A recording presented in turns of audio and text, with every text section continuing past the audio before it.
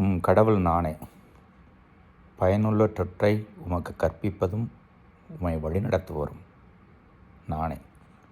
எசையா இறைவாக்கின் வாயிலாக முதல் வாசகத்தில் நாம் கேட்ட வார்த்தைகள்.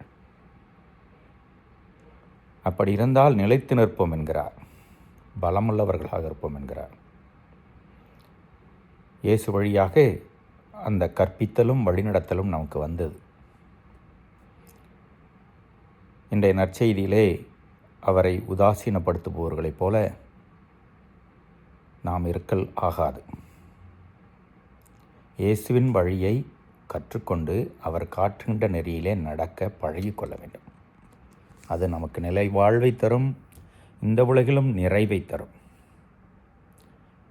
இந்த திருவருகை காலம் அப்படிப்பட்ட ஒரு யோசனையை நமக்கு முன்வைக்கிறது.